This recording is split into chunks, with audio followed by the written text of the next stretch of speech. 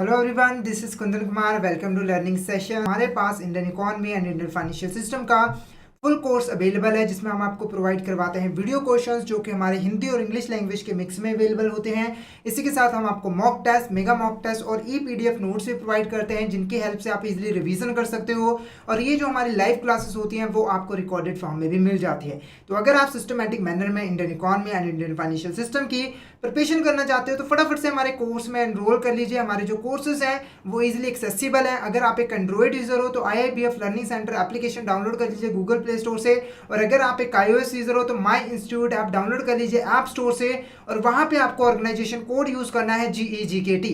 तो फटाफट से इन एप्लीकेशन को डाउनलोड कर लीजिए और हमारे कोर्सेज में एनरोल कर लीजिए। ओके, तो करते हैं। सबसे पहले हम यहाँ पर फॉरेन ट्रेड पॉलिसी के बारे में समझते हैं कि फॉरेन ट्रेड पॉलिसी आखिर में होती क्या है। तो फॉरेन ट्रेड का मतलब आपको पता है, जब हम किसी दूसरी कंट्री के साथ, जैसे इंडिया है वो यूएसए के साथ जब ट्रेड करता है, गुड्स और सर्विसेज को सेल या परचेज करता है, वो हमारा क्या कहलाता है यहाँ पर, फॉरेन ट्रेड। क्लियर है। चाहे हम कहीं से यहाँ पर सामान खरीदे, जैसे मैं अगर इंडिया से सामान जो है यूएसए से खरीदा तो वो भी फॉरेन ट्रेड है, या फिर मैं अगर इंडिया से कोई सामान बना के यूएसए में भेज रहा हूँ वो भी क्या है, यहाँ पर हमारा फॉरेन ट्रेड है। मतलब कि दो इंटरनेशनल कंट्रीज के बीच में जब ट्रेड होता है तो वो हमारा कहलाता है फॉरेन ट्रेड। ठीक है। तो फॉरेन ट्रेड में जब हम दो बात करते हैं तो दो चीजें हमारी आती है। सबसे पहला होता है हमारा यहाँ पर इंपोर्ट और एक्सपोर्ट। फॉरेन ट्रेड में या तो हम इंपोर्ट करेंगे या फिर हम क्या करेंगे, यहाँ पर एक्सपोर्ट करेंगे। इंपोर्ट क्या होता है, जब हम यहाँ से अपने इंडिया में रह के बाहर वाली कंट्री से कोई भी चीज मंगवाते हैं, जैसे इंडिया से अगर एक पर्सन इंडिया में रहता है वो यूएसए से कोई सामान मंगवाता है तो वो क्या कहलाता है, हमारा इंपोर्ट कहलाता है, और उस पर्सन को हम क्या कहेंगे,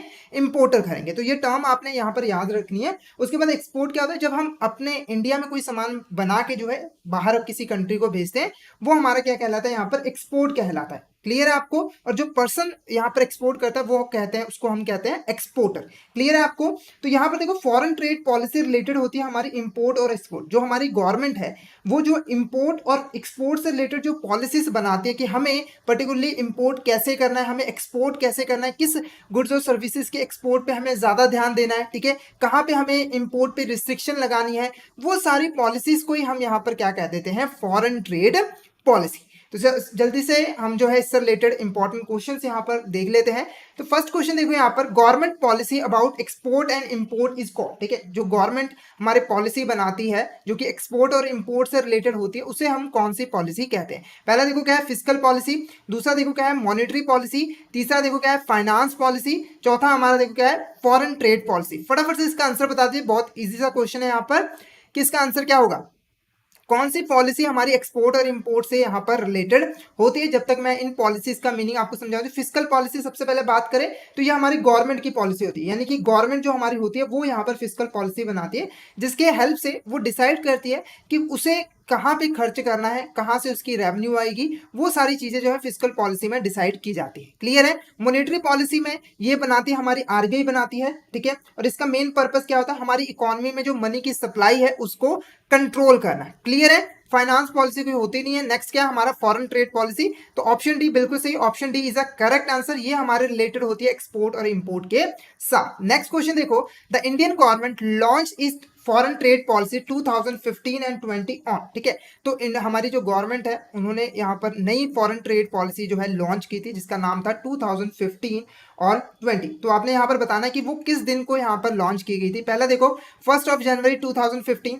दूसरा देखो 1 फरवरी 2015, या फिर 1 मार्च 2015, या फिर 1 अप्रैल 2015। फटाफट से इसका आंसर बता दीजिए, इसका आंसर क्या होगा, किस दिन को यहाँ पर हमारी जो फॉरेन ट्रेड पॉलिसी है वो यहाँ पर लॉन्च की गई थी। फटाफट से बता दीजिए यहाँ पर। तो ऑप्शन देखो, option D 1 April 2015 is a correct answer. ठीक है। तो आपने कंफ्यूज नहीं है, 1 अप्रैल 2015 को जो है इस पॉलिसी को लॉन्च किया गया था। और इस पॉलिसी का मेन पर्पस क्या था कि हमें जो है अपने देश में जो एक्सपोर्ट्स वगैरह उनको यहाँ पर बढ़ावा देना है, ताकि ज्यादा से ज्यादा हमारी इकोनॉमी की जो है यहाँ पर ग्रोथ हो। तो इसमें हम क्या करते थे, जो हमारे एक्सपोर्टर है, इंपोर्टर है, उनको अलग अलग से यहाँ पर इंसेंटिव्स प्रोवाइड करती थी, सब्सिडीज प्रोवाइड करती थी गवर्नमेंट, ताकि उनकी जो है ग्रोथ हो सके और हमारी जो इंपोर्ट एक्सपोर्ट है उनकी भी यहाँ पर ग्रोथ हो सके। क्लियर है। तो 1 April 2015 is a correct answer. Next question देखो, which of the statement is correct about new foreign trade policy. इसमें से कौन सी हमारी जो स्टेटमेंट है वो करेक्ट है regarding the new foreign trade policy. First statement देखो, ऑन अप्रैल, ठीक है, मतलब 1 अप्रैल 2015 को इंडियन गवर्नमेंट ने इस पॉलिसी को लॉन्च किया था। ये बिल्कुल सही है, पिछला क्वेश्चन हमने यहाँ पर किया था। उसके बाद देखो क्या है, एफटीपी, ठीक है, एफटी का मतलब फॉरेन ट्रेड पॉलिसी, शॉर्ट में हम इसको एफटीपी कह देते हैं। 2015 provides a framework for promoting goods and services export, ठीक है।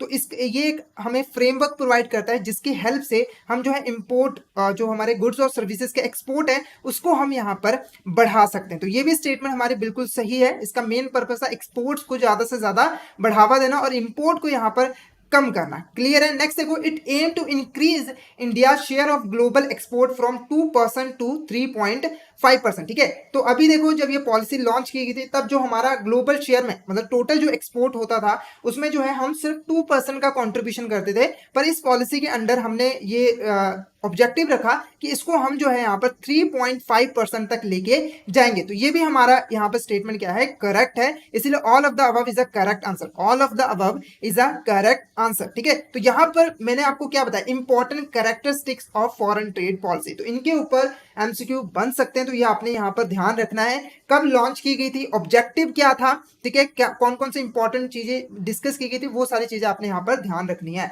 नेक्स्ट देखो यहाँ पर, schemes introduce under foreign trade policy 2015 and 20 are, ठीक है। तो यहाँ पर देखो कुछ स्कीम्स थी जो कि लॉन्च की गई थी जिसकी हेल्प से हम गुड्स और सर्विसेज के एक्सपोर्ट को यहाँ पर बढ़ावा दे सके। तो आपने यहाँ पर बताना है कि कौन सी स्कीम इनमें से लॉन्च की गई थी। पहला देखो क्या है, merchandise exports from India scheme. दूसरा देखो, goods export from India scheme. तीसरा, services export from India scheme. फटाफट से यहाँ पर आंसर बता दीजिए कि इसका आंसर क्या होगा, कौन सी यहाँ पर स्कीम थी जिनको हमने फॉरेन ट्रेड पॉलिसी 2015-20 में जो है लॉन्च किया था ताकि एक्सपोर्ट्स को यहाँ पर बढ़ावा दिया जा सके। फटाफट से यहाँ पर आंसर बता दीजिए कौन सी हमारी यहाँ पर स्कीम थी। बिल्कुल सही, option D, both A and C is a correct answer, both A and C is a correct answer. जो merchandise export from India scheme था, इसमें हम क्या करते थे, जो हमारे गुड्स के एक्सपोर्ट थे, ठीक है, जो गुड्स के एक्सपोर्ट थे उसको हम बढ़ावा देते थे, ठीक है, उनको डेवलप करती थी गवर्नमेंट। इसके अंडर कई जो है इंसेंटिव्स प्रोवाइड किए जाते थे एक्सपोर्टर्स को ताकि वो ज्यादा से ज्यादा गुड्स बनाए और उनको एक्सपोर्ट कर सके। दूसरी स्कीम हमारी कौन सी थी यहाँ पर, service export from India scheme. तो इसका मेन पर्पस है जो सर्विसेज, ठीक है, जो हम यहाँ पर सर्विसेज बनाते हैं उसको यहाँ पर एक्सपोर्ट किया जा सके ताकि जो हमारा ओवरऑल एक्सपोर्ट है वो यहाँ पर इंक्रीज हो सके, जो हमारा ओवरऑल एक्सपोर्ट है वो यहाँ पर बढ़ सके, ये मेन पर्पस था यहाँ। क्लियर है। नेक्स्ट क्वेश्चन देखो हमारा यहाँ पर, नेक्स्ट क्वेश्चन, तो option D, both A and C is a correct answer. तो ये आपने यहाँ पर टिक कर लेना। नेक्स्ट क्वेश्चन देखो यहाँ पर, dash is an investment made in a country by a foreign investor often a company to control the ownership of an entity, ठीक है। तो यहाँ पर सबसे पहले मैं यहाँ पर फॉरेन इन्वेस्टमेंट का आपको मीनिंग समझा दूं, ठीक है। फॉरेन इन्वेस्टमेंट क्या होती है, तो सिंपली देखो, जब भी कोई पर्सन जो कि इंडिया का नहीं है, इंडिया से बाहर रहता है और वो इंडिया में इन्वेस्टमेंट करता है, जैसे मान लो यूएसए में कोई बंदा बैठा है और वो जो है इंडिया में इन्वेस्टमेंट करता है, तो उसे हम यहाँ पर क्या कहते हैं, फॉरेन इन्वेस्टमेंट। अब जो पर्सन यहाँ पर इन्वेस्टमेंट करते हैं उनका इन्वेस्टमेंट करने का पर्पस डिफरेंट डिफरेंट होता है। कईयों का क्या होता है कि उन्होंने किसी कंपनी के शेयर्स बाय किए, उनके प्राइसेस में जो फ्लक्चुएशन आई उनसे प्रॉफिट कमाना। कईयों का ऑब्जेक्टिव क्या होता है कि उन्होंने किसी कंपनी में यहाँ पर इन्वेस्ट करना है ताकि उसकी ऑनरशिप उसके पास आ जाए, वो कंपनी को कंट्रोल कर पाए और प्रॉफिट कमा पाए, ठीक है। तो ये क्वेश्चन क्या कहता है कि एनी इन्वेस्टमेंट जिसका मेन पर्पस क्या है यहाँ पर, किसी कंपनी में ऑनरशिप को कंट्रोल करना, यानी कि अब उसमें उसका इंटरेस्ट है, वो लंबे समय के लिए इन्वेस्टमेंट करना चाहता है, तो आपने बताना है उसको क्या कहते हैं। पहला देखो फॉरेन डायरेक्ट इन्वेस्टमेंट, दूसरा फॉरेन इंस्टीट्यूशनल इन्वेस्टमेंट, तीसरा फॉरेन इन्वेस्टमेंट स्टॉक और चौथा ऑल ऑफ द अबव, ठीक है। तो फटाफट से इसका आंसर बता दीजिए। बिल्कुल सही, फिफ्थ ए, ठीक है, जो हमारा यहाँ पर ऑप्शन ए है, foreign direct investment is a correct answer. जब भी कोई पर्सन, ठीक है, ये ऑब्जेक्टिव के साथ कि वो इन्वेस्टमेंट करेगा ताकि वो कंट्रोल में ऑनरशिप गेन कर सके, उसका इंटरेस्ट है उस कंपनी में, वो कंपनी कैसे ग्रोथ करेगी, वो कैसे काम करती है, वो सारी डिटेल इंफॉर्मेशन वो लेकर उसके बाद ही वो इन्वेस्टमेंट करता है, तो वो हमारा यहाँ पर क्या कहलाता है, फॉरेन डायरेक्ट इन्वेस्टमेंट। और जनरली, ठीक है, और जनरली जो है ये हमारा लंबे समय के लिए होता है, ठीक है। तो ये जो हमारी इन्वेस्टमेंट होती है लॉन्ग टाइम के लिए होती है, तो option A is a correct answer. Next देखो क्या है, फॉरेन इंस्टीट्यूशनल इन्वेस्टमेंट। तो ये भी हमारी एक टाइप होती है फॉरेन इन्वेस्टमेंट की। इसमें बेसिकली क्या होते हैं, जो इन्वेस्टर होते हैं उनका कंपनी में ऑनरशिप कंट्रोल करने का कोई पर्पस नहीं होता है, वो सिर्फ उनके शेयर्स बाय कर लेते हैं ताकि उनके जब प्राइसेस हाई हो जाए तो उनको बेच के वो जो है प्रॉफिट कमा पाए। तो ये दो तरीकों से हमारे देश में जो फॉरेनर है वो इन्वेस्टमेंट करते हैं। क्लियर है आपको। तो पर्पस का डिफरेंस है, क्या है पर्पस का यहाँ पर डिफरेंस। इसीलिए option A is a correct answer. Next question देखो यहाँ पर, क्वेश्चन 6 हमारा, FDI is permitted with out prior approval from the government and RBI through the, ठीक है। तो यहाँ पर देखो जब हम इन्वेस्टमेंट करते हैं, ठीक है, जो फॉरेन इन्वेस्टर इन्वेस्टमेंट करना चाहता है तो उसके पास दो ऑप्शन होते हैं, ठीक है। दो ऑप्शन कौन कौन से, एक देखो क्या होता है ऑटोमेटिक रूट, दूसरा क्या होता है गवर्नमेंट रूट। क्या होता है हमारा, एक ऑटोमेटिक रूट और एक होता है गवर्नमेंट रूट। क्लियर है। तो यहाँ पर देखो ये पूछ रहा है कि ऐसा रूट जिसमें किसी भी गवर्नमेंट की, जैसे इंडियन गवर्नमेंट है या आरबीआई की, परमिशन लेने की जरूरत नहीं होती है इन्वेस्टमेंट करने के लिए, वो रूट कौन सा है। फटाफट से यहां पर बता दीजिए, क्या वो ऑटोमेटिक रूट है या फिर गवर्नमेंट रूट है। फटाफट से यहां पर आंसर बता दीजिए वो कौन सा रूट है। तो option A is a correct answer, option A is a correct answer, automatic route, ठीक है। तो यहां पर देखो नाम से पता लग रहा है ऑटोमेटिक, यानी कि हमें इन्वेस्टमेंट करने के लिए ना तो किसी गवर्नमेंट की अप्रूवल लेने की जरूरत है और ना ही हमें यहाँ पर आरबीआई की अप्रूवल लेने की जरूरत है, हम सीधे ही यहाँ पर इन्वेस्टमेंट कर सकते हैं, ठीक है। कोई भी अगर इन्वेस्टर है वो अगर इन्वेस्टमेंट करना चाहता है ऑटोमेटिक रूट के थ्रू, तो उसे किसी भी जो परमिशन की जरूरत नहीं है। उसके ऑपोजिट जो गवर्नमेंट रूट होता है, इसमें पहले परमिशन लेनी पड़ती है गवर्नमेंट की, तभी आप जो है इन सेक्टर में इन्वेस्टमेंट कर सकते हैं। कुछ सेक्टर्स ऐसे डिफरेंशिएट किए होते हैं गवर्नमेंट ने पहले, कुछ सेक्टर जो ज्यादा मतलब सेंसिटिव नहीं होते, इंपॉर्टेंट नहीं होते हैं, ठीक है, उसमें ऑटोमेटिक रेट अलाउ कर दिया जाता है कि सीधा ही इन्वेस्टमेंट करो बिना किसी गवर्नमेंट की परमिशन के, ना ही आरबीआई की परमिशन से। और कुछ सेक्टर ऐसे होते हैं जहां पर गवर्नमेंट ने कुछ रिस्ट्रिक्शन लगाई होती है, वो पहले पूरा करना होता है, तभी वहां पर इन्वेस्टमेंट की जा सकती है। क्लियर है। तो ऑटोमेटिक रूट में विदाउट अप्रूवल, ठीक है, और दूसरे में हमारा जो है यहां पर अप्रूवल लेना जरूरी होता है। तो जिन्होंने ऑप्शन बी कहा था वो प्लीज करेक्ट कर ले, यहां पर automatic route is a correct answer. Okay, next question देखते हैं यहां पर, sectors allowed in automatic root is not includes, ठीक है। तो मैंने आपको बताया कि कुछ सेक्टर्स गवर्नमेंट ने डिफाइन किए होते हैं जिसमें हम ऑटोमेटिक रूट की हेल्प से जो है इन्वेस्टमेंट कर सकते हैं, जहां गवर्नमेंट की अप्रूवल की जरूरत नहीं है। तो आपने यहां पर बताना है कि कौन सा ऐसा सेक्टर है जहां पर हम जो है ऑटोमेटिक रूट के थ्रू इन्वेस्टमेंट नहीं कर सकते। क्वेश्चन यहां पर देखो, sectors allowed in automatic route not includes, जिसमें ऑटोमेटिक रूट से इन्वेस्टमेंट करना अलाउ है, वो कौन सा सेक्टर है जो नहीं है इसमें। फटाफट से यहां पर आंसर बता दीजिए कौन सा ऐसा सेक्टर है जिसमें ऑटोमेटिक रूट से हम इन्वेस्टमेंट नहीं कर सकते। पहला देखो क्या है, मेडिकल डिवाइसेस, दूसरा क्या है थर्मल पावर, तीसरा क्या है इंश्योरेंस, चौथा क्या है बैंकिंग एंड पब्लिक सेक्टर। फटाफट से यहां पर आंसर बता दीजिए। तो आंसर हमारा देखो यहां पर क्या है, option D, option D banking and public sector is a correct answer, ठीक है। बैंकिंग एंड पब्लिक सेक्टर में जो है हम ऑटोमेटिक रूट के थ्रू इन्वेस्टमेंट नहीं कर सकते, हमें गवर्नमेंट की अप्रूवल लेनी यहां पर जरूरी है, ठीक है, गवर्नमेंट की अप्रूवल लेनी जरूरी है। तो banking and public sector is a correct answer. Next question देखो यहां पर, नेक्स्ट क्वेश्चन हमारा यहाँ पर, dash is a type of FDI investment in which a parent company, parent corporation establish a subsidiary in the destination country. तो यहाँ पर सबसे पहले मैं आपको बता दूं, जो एफडीआई होती है ना वो भी कई टाइप्स की होती है। तो मैंने आपको पहले बताया कि फॉरेन इन्वेस्टमेंट की दो टाइप है, एक एफडीआई और एक एफआईआई, ठीक है, फॉरेन इंस्टीट्यूशनल इन्वेस्टमेंट। उसके बाद जो एफडीआई है इसके भी फर्दर टाइप्स होते हैं, ठीक है, क्या होते हैं फर्दर टाइप्स होते हैं। तो यहां पर पूछा गया है कौन सी ऐसी एफडीआई की टाइप है जिसमें एक पेरेंट कॉर्पोरेशन, कोई भी कंपनी जो है वो क्या करती है, दूसरी कंपनी में जाके अपनी एक सब्सिडरी ओपन करती है ताकि वो जो है उस कंट्री में भी काम कर सके। जैसे एग्जांपल के मान लो यूएसए की कंपनी है, ठीक है, यूएसए की कंपनी है XYZ लिमिटेड, ठीक है, XYZ लिमिटेड, अगर वो इंडिया में जाकर एक कंपनी यहां पर अपनी एक सब्सिडरी ओपन कर देती है, जैसे मान लो XYZ सब्सिडरी ओपन कर देती है, ठीक है। तो यहां पर देखो इसने एक इन्वेस्टमेंट की है और पर्पस क्या है यहाँ पर, ओनरशिप कंट्रोल करना, ठीक है। तो यहां पर आपने बताना है कि ये कौन सी टाइप है। तो यहां पर ऑप्शन देखो, ग्रीन फील्ड एफडीआई, दूसरा क्या है ब्राउन फील्ड एफडीआई, तीसरा क्या है ज्वाइंट वेंचर, या फिर D none of the above. फटाफट से इसका आंसर बता दीजिए कौन सा यहां पर हमारी टाइप है। बिल्कुल C option A green field FDI is a correct answer, green field FDI is a correct answer. इसमें जो है पेरेंट कंपनी, कोई भी कंपनी जाके अपनी सब्सिडरी ओपन करती है दूसरे देश में।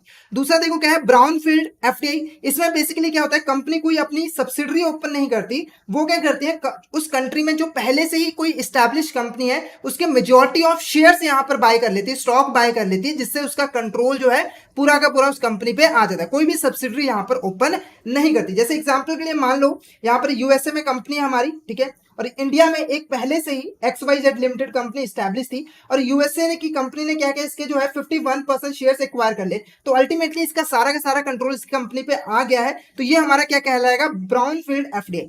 नेक्स्ट देखो क्या है, ज्वाइंट वेंचर। ज्वाइंट वेंचर के थ्रू भी हम एफडीआई कर सकते हैं। इसमें बेसिकली क्या है कि एक फॉरेन की कंपनी दूसरी डोमेस्टिक कंपनी के साथ हाथ मिलाती है, यानी कि मान लो यहाँ पर XYZ लिमिटेड है, वो यूएसए की कंपनी है और इंडिया में एक कंपनी है, ठीक है, इंडिया में यहाँ पर मान लो एबीसी लिमिटेड कंपनी है। तो इन्होंने क्या किया, दोनों ने आपस में हाथ मिलाया। इन्होंने बोला कि हम यहाँ पर जो रिसोर्सेज होंगे, जो फंड्स होंगे, वो हम एक साथ लगाएंगे, जो टेक्नोलॉजी हम यूज करते हैं उनको भी इकट्ठा करेंगे और यहाँ पर एक अच्छा सा काम यहाँ पर चालू करेंगे। तो ये हमारा क्या कहलाता है, ज्वाइंट वेंचर। दोनों मिलकर यहाँ पर काम कर रहे हैं, दोनों यहाँ पर रिसोर्सेज दे रहे हैं, फंड लगा रहे हैं और जो प्रॉफिट होगा वो दोनों में ही डिस्ट्रीब्यूट होगा। तो इन 3 तरीकों से जो है एफडीआई की जा सकती है। नेक्स्ट क्वेश्चन देखो, which of this statement is correct regarding types of FDI. तो हमने अभी अभी टाइप्स ऑफ एफडीआई के बारे में पढ़ा, तो आपने बताना है कि इसमें से कौन सी स्टेटमेंट हमारी करेक्ट है regarding the types of FDI. पहले देखो, in brownfield FDI multinational corporation buy stock in a established firm in the host country. Host country का मतलब जहां पर इन्वेस्टमेंट की जा रही है, तो वहां से पहले ही कोई फर्म स्टैब्लिश है, उसके हम शेयर्स परचेज कर लेते हैं। तो ये हमारी क्या है, स्टेटमेंट ट्रू है। क्या है हमारी यहां पर, ये स्टेटमेंट ट्रू है। नेक्स्ट देखो, in joint venture a parent corporation establish a subsidiary in the destination country. तो ये स्टेटमेंट हमारी क्या है, यहां पर गलत है। क्या है, गलत है, क्योंकि ये तो होता था ग्रीन फील्ड एफडीआई में। किसमें होता था, ग्रीन फील्ड एफडीआई में। नेक्स्ट देखो, in green field FDI a foreign company and a local company join up to share investment technology and profits. मतलब ग्रीन फील्ड एफडीआई में एक फॉरेन कंपनी और डोमेस्टिक कंपनी जो है आपस में कनेक्ट होते हैं, ठीक है, ताकि वो इन्वेस्टमेंट शेयर कर सके, टेक्नोलॉजी शेयर कर सके और प्रॉफिट शेयर कर सके। तो कौन सी यहां पर स्टेटमेंट हमारी गलत है, तो कौन सी हमारी यहां पर स्टेटमेंट जो है वो जो सही है, ठीक है। तो यहां पर हमारी जो स्टेटमेंट है, brownfield FDI is a correct answer. क्या है हमारे यहां पर, brownfield FDI is a correct answer. और बाकी जो ये 2 स्टेटमेंट है वो क्या है, यहां पर गलत है, ठीक है। तो यहां पर option A is a correct answer, brownfield FDI, ठीक है। यही सिर्फ हमारी स्टेटमेंट करेक्ट है regarding the types of FDI. In which sector FDI in India is prohibited, ठीक है। तो यहाँ पर कुछ ऐसे भी सेक्टर हैं जहां पर आज भी इंडिया में जो फॉरेन इन्वेस्टर वो इन्वेस्टमेंट नहीं कर सकता, प्रोहिबिटेड है। क्लियर है, तो आपने आंसर बताना है कि कौन से सेक्टर है जहां पर एफडीआई अलाउड नहीं है। पहला देखो क्या है, lottery business which includes government private lottery, कोई भी लॉटरी हो, ठीक है। नेक्स्ट क्या है, gambling betting as well as casinos, ठीक है। उसके बाद देखो रियल एस्टेट बिजनेस या फिर ऑल ऑफ द अबव। फटाफट से यहाँ पर आंसर बता दीजिए, इसमें से कौन सा ऐसा सेक्टर है जिसमें जो एफडीआई है वो प्रोहिबिटेड है, जहां पर फॉरेन इन्वेस्टर इन्वेस्टमेंट नहीं कर सकता। फटाफट से इसका आंसर बता दीजिए, इसका आंसर क्या होगा। बिल्कुल सही, all of the above is the correct answer. ये सारे के सारे जो सेक्टर्स हैं उनमें एफडीआई प्रोहिबिटेड है, वहां पर हम जो फॉरेन इन्वेस्टर है वो इन्वेस्टमेंट नहीं कर सकता।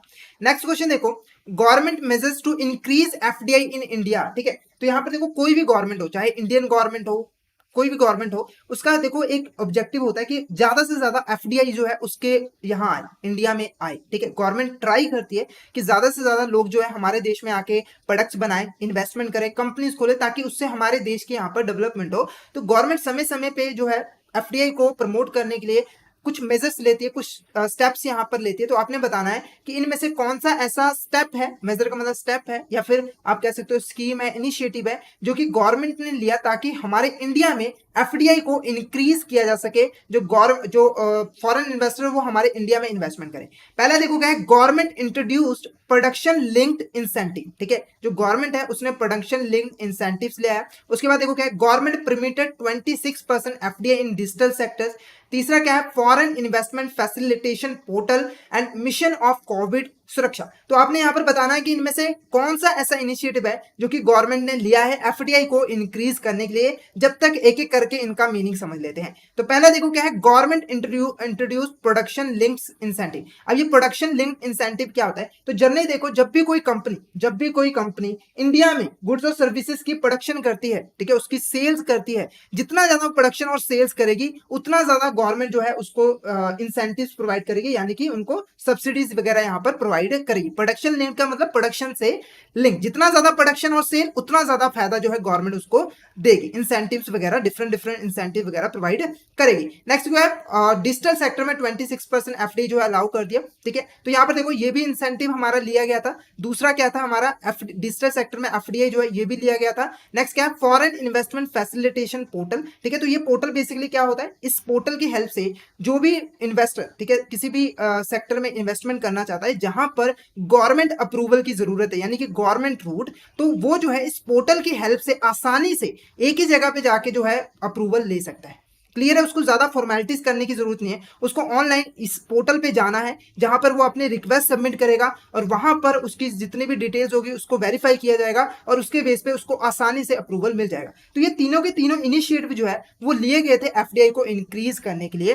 तो यहां पर जो हमारा ऑप्शन डी है, ऑप्शन डी है first second third is a correct answer. First second third is a correct answer. Clear है आपको, क्लियर है ये वाला क्वेश्चन। नेक्स्ट क्वेश्चन देखो यहां पर, next question, economic growth is defined as the process by which an economy actual national and per capita income grows over time, ठीक है। तो इकोनॉमिक ग्रोथ का क्या मतलब बता रहा है ये क्वेश्चन, कि जब किसी कंट्री की जो एक्चुअल नेशनल इनकम है वो इंक्रीज हो या फिर पर कैपिटा इनकम इंक्रीज होती है तो उसे हम यहां पर कहते हैं इकोनॉमिक ग्रोथ। तो आपने यह बताना है कि ये स्टेटमेंट ट्रू है या फिर फॉल्स, ये स्टेटमेंट हमारी ट्रू है या फिर फॉल्स। फटाफट से यहां पर आंसर बता दीजिए, क्या ये स्टेटमेंट हमारी ट्रू है या फिर फॉल्स। बिल्कुल सही, option A this statement is true is a correct answer, ठीक है। ये स्टेटमेंट हमारी क्या है यहाँ पर ट्रू है, यानी कि किसी भी देश की अगर नेशनल इनकम और पर कैपिटा इनकम इंक्रीज होती है तो हम मानेंगे कि उसकी इकोनॉमिक ग्रोथ हो रही है। नेक्स्ट देखो क्या है, which of this statement is correct regarding economic development, ठीक है। तो यहाँ पर सबसे पहले मैं इकोनॉमिक डेवलपमेंट का मतलब समझाता हूँ। देखो इकोनॉमिक डेवलपमेंट का मतलब है ओवरऑल ग्रोथ। क्या है हमारी ओवरऑल ग्रोथ। जब हम किसी कंट्री की सारे सेक्टर्स में देखते हैं, जैसे कि हेल्थ सेक्टर हो गया, ठीक है, लोगों का स्टैंडर्ड ऑफ लिविंग कितना इंक्रीज हो रहा है ना, वो सारी चीजें जब हम देखते हैं कि लोगों के वेलबींग में बढ़ावा हो रहा है कि नहीं हो रहा है, उसे हम यहाँ पर क्या कहते हैं इकोनॉमिक डेवलपमेंट। जब किसी इकोनॉमी की ओवरऑल डेवलपमेंट होती है तो उसे हम इकोनॉमिक डेवलपमेंट यहाँ पर कहते हैं। क्लियर है, तो यहां पर क्वेश्चन पूछा गया है कि कौन सी स्टेटमेंट हमारी करेक्ट है रिगार्डिंग द इकोनॉमिक डेवलपमेंट। पहला देखोगे it is defined as a sustainable improvement in society material wellbeing, ठीक है। जो हमारा सोसाइटी का जो पूरी की पूरी सोसाइटी है उसकी जब वेलबींग होती है, उसकी जब डेवलपमेंट होती है तो उसे हम इकोनॉमिक डेवलपमेंट कहते हैं। तो ये स्टेटमेंट हमारी बिल्कुल करेक्ट है। It encompasses social cultural political and economic development, ठीक है। तो यहाँ पर जो है हमारा यहाँ पर सारा का सारा, ठीक है, जब हम इकोनॉमिक डेवलपमेंट की बात करते हैं तो उसमें हमारा सभी सोशल कल्चरल पॉलिटिकल और इकोनॉमिक ये सारे के सारे डेवलपमेंट जो है इंक्लूड होते हैं। और जब किसी इकोनॉमी के ये सारे सेक्टर्स डेवलप होते हैं तभी हम कहेंगे कि उसका इकोनॉमिक डेवलपमेंट हुआ है। नेक्स्ट देखो it includes policies and activities that seek to improve the economic wellbeing. इसमें हमारी पॉलिसीज होती हैं, एक्टिविटीज होती हैं जिसका यूज किया जाता है इकोनॉमिक वेलबींग को बढ़ाने के लिए। तो ये भी हमारा स्टेटमेंट क्या है ट्रू है। इसीलिए थर्ड का जो हमारा 13 क्वेश्चन का आंसर डी है, option D all of the above is a correct answer. ये सारे के सारे स्टेटमेंट हमारी करेक्ट है regarding the economic development. Okay, तो नेक्स्ट देखते हैं अपने यहाँ पर नेक्स्ट चैप्टर हमारा यहाँ पर international economic organization. Next chapter हमारा कौन सा यहाँ पर इंटरनेशनल इकोनॉमिक ऑर्गेनाइजेशन। तो इसमें हम सबसे पहले इंटरनेशनल इकोनॉमिक ऑर्गेनाइजेशन का मतलब समझ लेते हैं। तो यहाँ पर देखो इंटरनेशनल का मतलब क्या है कि ये जो है हमारी कंट्री लेवल पे नहीं होगी, इसमें बहुत सारी कंट्री जो है आपस में जुड़ी होंगी। क्लियर है, तो इंटरनेशनल इकोनॉमिक ऑर्गेनाइजेशन वो ऑर्गेनाइजेशन होती है जिसको यहाँ पर कुछ ग्रुप ऑफ कंट्रीज जैसे इंडिया हो गया, यूएसए हो गया, पाकिस्तान हो गया, जितनी भी हमारी कंट्रीज है वो आपस में मिलकर इनको जो है क्रिएट करती है। और इनको बनाने का पर्पस क्या होता है, सभी कंट्रीज का वेलबींग, यानी कि इसका मेन पर्पस क्या होता है, जो भी मेंबर कंट्रीज है उनकी ग्रोथ करने पे यहाँ पर फोकस करना। तो इसका मेन पर्पस है ग्लोब को सर्व करना, हमारे जो ग्लोबल लेवल पे जो कंट्रीज है, जो पुअर कंट्रीज है, उनकी यहाँ पर डेवलपमेंट करनी। इनमें हमारी जो मेनली जो ऑर्गेनाइजेशन होती है वो वर्ल्ड बैंक होती है, आईएमएफ होती है, एक हमारी डब्ल्यूटीओ भी होती है। तो तीनों ऑर्गेनाइजेशन के बारे में हम एक एक करके यहाँ पे डिटेल में समझेंगे और उससे रिलेटेड इंपॉर्टेंट क्वेश्चन यहाँ पर सॉल्व करेंगे। ठीक है, तो इंटरनेशनल ऑर्गेनाइजेशन का मीनिंग आप लोग को क्लियर है, ग्रुप ऑफ कंट्रीज मिलकर बनाएंगी और मेन पर्पस क्या है इस ऑर्गेनाइजेशन का, कि सभी कंट्रीज की यहाँ पर डेवलपमेंट करनी। तो फर्स्ट क्वेश्चन यहाँ पर देखो क्या है, which of this statement is correct regarding international economic organization. इसमें से हमारी कौन सी स्टेटमेंट ट्रू है regarding the international economic organization. First देखो क्या है, it is created by group of countries. ठीक है, ग्रुप ऑफ कंट्रीज मिलकर इसको क्रिएट करते हैं। दूसरा देखो, it serves the globe by encouraging development, ठीक है, ये ग्लोब को सर्व करते, जो हमारा पूरा वर्ल्ड है उसकी सेवा करते हैं बाय द एनकरेजिंग डेवलपमेंट करके उनकी। नेक्स्ट देखो, it provides technical and financial support to the developed countries, ठीक है, ये जो है हमारा टेक्निकल और फाइनेंशियल सपोर्ट प्रोवाइड करती है सिर्फ और सिर्फ डेवलप्ड कंट्रीज। तो ये स्टेटमेंट हमारी जो है ट्रू नहीं है, ठीक है। तो इसीलिए जो हमारा ऑप्शन है यहाँ पर option C, first and second is a correct answer. क्या है? First and second is a correct answer. Group countries मिलकर बनाती है, सही है, ठीक है। डेवलपमेंट को एनकरेज करती है, ये भी सही है, पर इसका काम देखो डेवलप कंट्रीज को नहीं, जो हमारी पुअर कंट्रीज होती है, लो इनकम कंट्रीज होती है, उनकी डेवलपमेंट में ज्यादा फोकस करना इसका मेन काम होता है, क्योंकि डेवलप के पास तो पहले से ही रिसोर्सेज है, वो तो पहले से ही बहुत ज्यादा यहाँ पर डेवलप है। तो इसीलिए option C, first and second is a correct answer. Next question देखो, नेक्स्ट क्वेश्चन हमारे यहाँ पर, which of the following statement is true about the international monetary fund. इसमें से कौन सी हमारी स्टेटमेंट ट्रू है इंटरनेशनल मॉनेटरी फंड की? तो पहला देखो क्या है, IMF was formed in July 1994 and started working on 27 December 1945, ठीक है। नेक्स्ट देखो, an international economic organisation created by group of countries. Next, India became a member of IMF on December 27, 1945।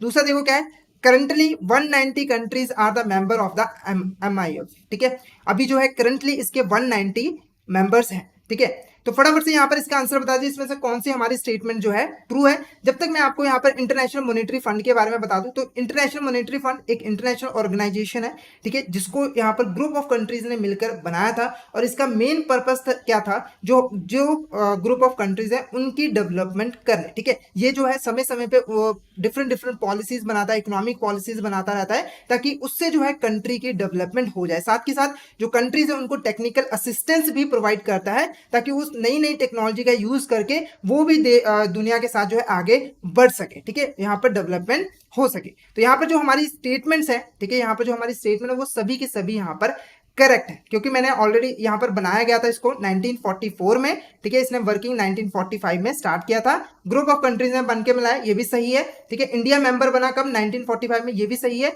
और अभी के टाइम में अगर हम बात करें तो 190 कंट्रीज इसकी जो है मेंबर्स है। तो इसीलिए ऑप्शन डी, यहाँ पर first, second, third and fourth सारे के सारे स्टेटमेंट ही हमारे यहाँ पर क्या है? करेक्ट है। सारे के सारे स्टेटमेंट ही हमारे यहाँ पर क्या है?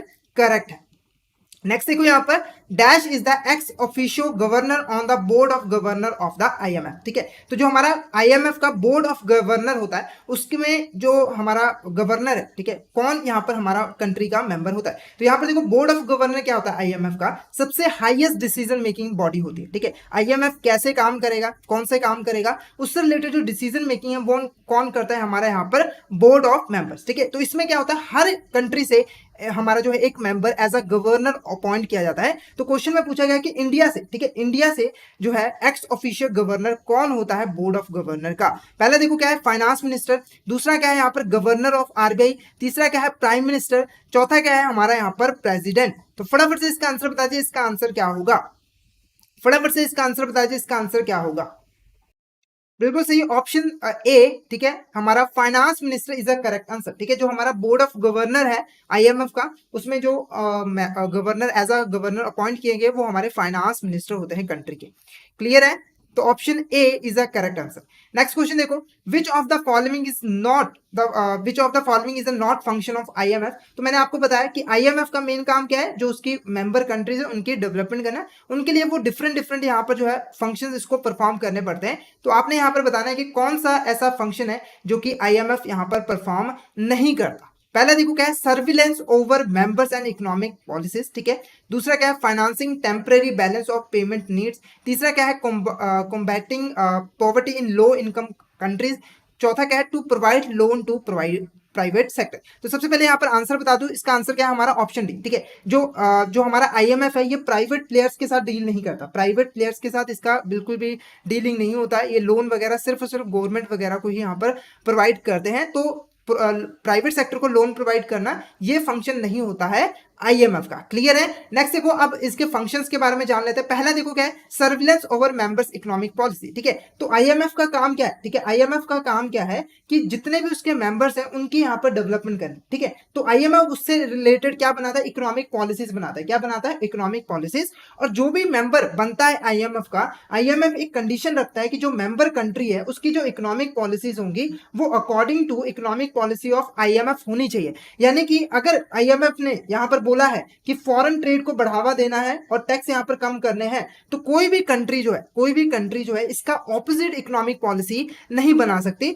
यानी कि वो फॉरेन ट्रेड को कम करने वाली, जैसे कि टैक्स बढ़ा दिया ताकि इंपोर्ट कम हो जाए, जिसकी वजह से फॉरेन ट्रेड कम हो जाए, ऐसा नहीं कर सकता। जो कंट्री की पॉलिसीज होंगी वो अकॉर्डिंग टू आईएमएफ की पॉलिसीज होंगी। तो इसीलिए जो आईएमएफ है वो समय समय पे जो है यहाँ पर जो मेंबर कंट्रीज है उनकी इकोनॉमिक पॉलिसीज को जो है चेक करता रहता है, उसकी प्रॉपर तरीके से चेकिंग की जाती है कि अगर कहीं पे कोई प्रॉब्लम होती है तो उसको सुधारा भी जाता है। नेक्स्ट देखो कि financing temporary balance of payment need. जब भी किसी कंट्री को टेम्परेरी बेसिस पे जो है उसके एक्सपोर्ट कम हो जाते हैं, इंपोर्ट ज्यादा हो जाते हैं, उनके पास इतने फॉरेन रिजर्व्स नहीं बच पाते कि वो इंपोर्ट कर पाए, तो ये जो है टेम्परेरी बेसिस पे फंड्स प्रोवाइड करती है अपने मेंबर कंट्रीज को ताकि वो इससे उभर पाए।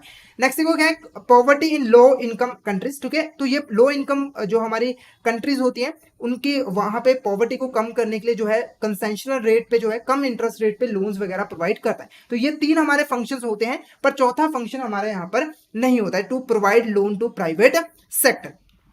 क्लियर है। नेक्स्ट क्वेश्चन देखो यहाँ पर 29 countries signed an article of agreement at. तो यहाँ पर सबसे पहले मैं आपको बताऊं कि आईएमएफ को क्रिएट करने के लिए, ठीक है, आईएमएफ को क्रिएट करने के लिए जब इसको बनाया जा रहा था तो 29 कंट्रीज ने यहाँ पर जो है एक आर्टिकल ऑफ एग्रीमेंट साइन किया था जिसके बेस पर आईएमएफ को बनाया गया था। तो यहाँ पर क्वेश्चन में पूछा गया है कि कौन सी कॉन्फ्रेंस थी जिसमें जो है ये आर्टिकल ऑफ एग्रीमेंट को साइन किया गया था। ऑप्शन पहला देखो क्या है, United nation money and finance conference. दूसरा क्या है, United country monetary and financial conference. तीसरा क्या है, United Nations monetary and financial conference. और चौथा क्या है हमारा यहाँ पर, यूनाइटेड नेशन मॉनेटरी। तो फटाफट से यहाँ पर आंसर बता दीजिए, इसका आंसर क्या होगा कि किस कॉन्फ्रेंस में जो है आर्टिकल ऑफ एग्रीमेंट को साइन किया गया था 29 कंट्रीज के द्वारा। ठीक है, तो यहाँ पर एक चीज आपको क्लियर हो गई होगी कि आईएमएफ को स्टार्टिंग में बनाने के लिए 29 कंट्रीज ने जो है हामी भरी थी, 29 कंट्रीज ने यहाँ पर साइन किया था। तो आंसर देखो हमारा option C United Nations monetary and financial conference is a correct answer. ठीक है, इसको हम ब्रेटन वुड्स कॉन्फ्रेंस भी कह देते हैं। ठीक है, पर इसका ऑफिशियल फॉर्मल नेम क्या है, United Nation monetary and financial conference. Clear है। नेक्स्ट देखो क्या है, India current IMF quota is. ठीक है, जो हमारी इंडिया है उसके अभी करंट आईएमएफ कोटा क्या है। तो आंसर को जानने से पहले हम ये समझ लेते हैं कि आईएमएफ कोटा बेसिकली है क्या। ठीक है, तो यहाँ पर देखो आईएमएफ में जो है हमारे यहाँ पर टोटल 190 कंट्रीज है। कितने हैं यहाँ पर, 190 कंट्रीज हैं और उनके पास जो है वोटिंग राइट्स होते हैं। जब भी कोई यहाँ पर इंपॉर्टेंट डिसीजन वगैरह लिया जाता है, ठीक है, तो उस जो कंट्रीज है वो अपने वोटिंग राइट के हेल्प से यहाँ पर उस डिसीजन को जो है सपोर्ट भी कर सकती हैं और यहाँ पर उसको खारिज भी कर सकती है। ठीक है, तो यहाँ पर जो आईएमएफ कोटा है इसका मतलब क्या है, वोटिंग राइट से। क्या है यहाँ पर, वोटिंग राइट, या फिर आप ऐसे भी कह सकते हो कि आईएमएफ में जो टोटल ऑनरशिप कह सकते हो आप कि किसी कंट्री की कितनी है। अब देखो कोई कंट्री बहुत ज्यादा डेवलप है, ठीक है, उसकी जीडीपी बहुत ज्यादा है, ठीक है, और किसी कंट्री की जो है जीडीपी बहुत ज्यादा कम है, तो इसीलिए जो आईएमएफ है उसमें सभी को इक्वल वैल्यू नहीं दी जाती है। यानी कि जब मैटर्स कोई इंपॉर्टेंट डिसीजन लिया जाता है तो सभी जो है के पास इक्वल वोट्स नहीं होते। जिस कंट्री की ज्यादा जीडीपी होगी उसको ज्यादा यहाँ पर तवज्जो दी जाएगी, उसके पास ज्यादा आईएमएफ कोटा होगा। ठीक है, तो जो आईएमएफ है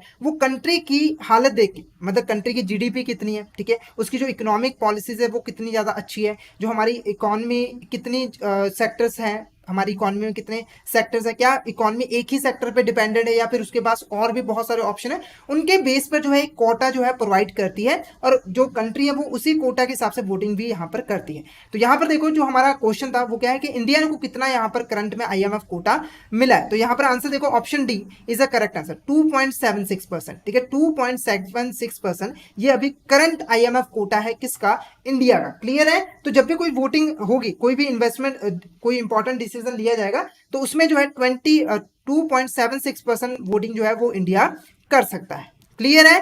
नेक्स्ट देखो क्या है, which of this statement is correct regarding Indian economic relationship with IMF. ठीक है, अब इसमें से कौन सी हमारी जो स्टेटमेंट ट्रू है कि आईएमएफ और इंडिया के रिलेशनशिप के बारे में। ठीक है, तो पहला देखो स्टेटमेंट क्या है, India is a founding member of IMF. Founding member का मतलब जब आईएमएफ बना था, जब आईएमएफ बना था तभी जो है इंडिया उसका मेंबर बन गया था, इसीलिए हम उसको फाउंडिंग मेंबर कहते हैं। नेक्स्ट क्या है, governor of RBI is the ex officio governor on the board of governors of IMF.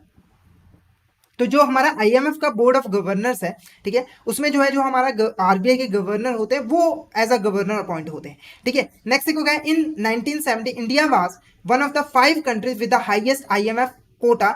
Next देखो क्या है, यहाँ पर India in 2000 India completed the repayment of all the loans it had taken from the IMF. ठीक है, तो यहाँ पर देखो जो हमारी स्टेटमेंट यहाँ पर करेक्ट है, फर्स्ट, थर्ड और फोर्थ। ठीक है, इंडिया फाउंडिंग मेंबर था, बिल्कुल हाँ यहाँ पर मेंबर था। उसके बाद 1970 में इसके पास जो है टॉप 5 में कंट्रीज में आता था जिसके पास हाईएस्ट कोटा थे, तो ये भी स्टेटमेंट हमारी ट्रू है। ठीक है, उसके बाद 2000 में इसने अपने सभी के सभी लोन जो है आईएमएफ को वापस कर दिए। ठीक है, तो ये भी स्टेटमेंट अभी ट्रू है, क्योंकि आज के समय में जो इंडिया है वो लोन लेता नहीं है बल्कि यहाँ पर फंड प्रोवाइड करता है ताकि आईएमएफ जो है दूसरी कंट्रीज को लोन वगैरह प्रोवाइड कर दे। तो सभी लोन यहाँ पर आईएमएफ के वापस कर दिए गए हैं, तो इसीलिए जो हमारा यहाँ पर सिर्फ और सिर्फ ऑप्शन यहाँ पर जो सेकंड स्टेटमेंट है वो यहाँ पर गलत है, बाकी सभी हमारे फर्स्ट, थर्ड और fourth is a correct answer. तो इसीलिए option C is a correct answer. Option C is a correct answer, first, third और फोर्थ। क्लियर है। नेक्स्ट क्वेश्चन देखो, due to shortfall of highly preferred foreign exchange reserve assets as US dollar, gold, special drawing rights were created in 1969 by. ठीक है, तो यहाँ पर पहले मैं इस स्टेटमेंट का मतलब समझा दूं, थोड़ी बड़ी स्टेटमेंट है। तो सबसे पहले देखो यहाँ पर 1969 में जाकर, ठीक है, जो हमारे फॉरेन रिजर्व्स होते हैं, फॉरेन एक्सचेंज रिजर्व का मतलब जो कंट्रीज को अपने जो अपने पास जो है कुछ फॉरेन करेंसीज के फॉर्म में, गोल्ड के फॉर्म में कुछ सामान अपने पास रिजर्व करके रखना पड़ता है। ठीक है, ताकि जब उसे कुछ इंपोर्ट करना हो तो वो इस फॉरेन करेंसी का यूज कर पाए, तो वो हमारे क्या होते हैं, फॉरेन एक्सचेंज रिजर्व। ठीक है, तो 1969 से पहले जब कंट्रीज को अपने पास फॉरेन एक्सचेंज रिजर्व रखना पड़ता था, वो ज्यादातर क्या करते थे, यूएस डॉलर को अपने पास रखते थे और गोल्ड को अपने पास जो है रिजर्व करके रखते थे ताकि इमरजेंसी में उसको यूज किया जा सके। पर 1969 में जाकर इनकी बहुत ज्यादा यहाँ पर शॉर्टेज हो गई, जिसके वजह से कंट्रीज के पास जो फॉरेन एक्सचेंज रिजर्व थे उनकी भी यहाँ पर शॉर्टेज होगी। तो इस प्रॉब्लम को सॉल्व करने के लिए एक नई, ठीक है, एक नई यहाँ पर करेंसी को एक नई यहाँ पर डॉक्यूमेंट को इशू किया गया जिसको हम ठीक है, एसेट डॉक्यूमेंट नहीं, एसेट। ठीक है, एक नई एसेट को इशू किया गया जिसको हम स्पेशल ड्रॉइंग राइट्स भी कहते हैं। अब जो कंट्रीज हैं वो जो है इसको भी अपने फॉरेन एक्सचेंज रिजर्व में जो है रख सकती थी as a foreign exchange reserve. Clear है। तो आपने बताना है कि कौन सी ऑर्गेनाइजेशन है जिसने इसको जो है यहाँ पर बनाया था, इसको इशू किया। फटाफट से यहाँ पर आंसर बता दीजिए। पहला क्या है, international bank of reconstruction development, IBID जिसको हम कहते हैं, इंटरनेशनल डेवलपमेंट एसोसिएशन। तीसरा देखो क्या है, इंटरनेशनल फाइनेंस कॉर्पोरेशन। चौथा क्या है, इंटरनेशनल मॉनेटरी फंड। तो बिल्कुल सही ऑप्शन ए, ठीक है, ऑप्शन डी यहाँ पर international monetary fund is a correct answer. ठीक है, जो हमारा इंटरनेशनल मॉनेटरी फंड था उन्होंने ही स्पेशल ड्राइंग राइट्स को यहाँ पर क्रिएट किया था। ठीक है, तो अब जो कंट्रीज है वो जो है फॉरेन एक्सचेंज रिजर्व में स्पेशल ड्राइंग राइट्स को अपने पास रख सकती थी और जब कभी उन्हें कोई इंपोर्ट करने की जरूरत पड़ती तो वो जो है इसको यूज कर सकती थी पेमेंट करने के लिए। क्लियर है आपको। नेक्स्ट देखो यहाँ पर, dash is a currency code of special drawing right. ठीक है, इसमें से कौन सा जो है, जैसे आप नॉर्मल कोई करेंसी होती है ना, जैसे रुपी है उसका INR है, ठीक है, यूएस डॉलर है उसका USD है। ठीक है, तो ये कोड होता है, हर करेंसी का एक कोड होता है ना, तो स्पेशल ड्राइंग राइट्स का कौन सा कोड है वो आपने यहाँ पर बताना है। पहला ऑप्शन देखो क्या है, SDR, दूसरा क्या है XTR, तीसरा क्या है हमारा DDR या फिर नन ऑफ द अबव। तो फटाफट से यहाँ पर आंसर बता दीजिए कि जो हमारा स्पेशल ड्राइंग राइट्स है उसका कोड कौन सा है, SDR, XTR और DDR। फटाफट से यहाँ पर आंसर बता दीजिए, फटाफट से यहाँ पर आंसर बता दीजिए, इसका आंसर क्या होगा। तो option B XTR is a correct answer. जो हमारा स्पेशल ड्राइंग राइट्स है इसका जो हमारा शॉर्ट फॉर्म है वो क्या है, XTR। क्या है, XTR। Option B is a correct answer, option B. ठीक है, ए नहीं, ऑप्शन बी। नेक्स्ट क्वेश्चन देखो, which of the following institution is not a part of world bank group. ठीक है, इनमें से कौन सी हमारी जो इंस्टीट्यूशन है वो हमारी जो है वर्ल्ड बैंक ग्रुप का पार्ट नहीं होती। अब वर्ल्ड बैंक ग्रुप क्या होती है, तो यहाँ पर देखो ये 5 इंस्टीट्यूशन का, ठीक है, 5 इंस्टीट्यूशन का एक ग्रुप है। ठीक है, जिसमें जो कि हमारे डिफरेंट सेक्टर्स में जो है इकोनॉमी के डेवलपमेंट के लिए काम करती है, जो ग्लोबल लेवल पे जो कंट्रीज हैं उनकी डेवलपमेंट के लिए काम करते हैं। तो वर्ल्ड बैंक ग्रुप में टोटल 5 इंस्टीट्यूशन आती है। तो आपने यहाँ पर बताना है कि कौन से ऐसे इंस्टीट्यूशन है जो कि हमारी जो है वर्ल्ड बैंक ग्रुप का पार्ट नहीं है। पहला देखो क्या है, international bank for reconstruction and development, इसको हम IBRD कहते हैं। दूसरा, इंटरनेशनल डेवलपमेंट एसोसिएशन IDA। तीसरा, इंटरनेशनल फाइनेंस कॉर्पोरेशन IFC।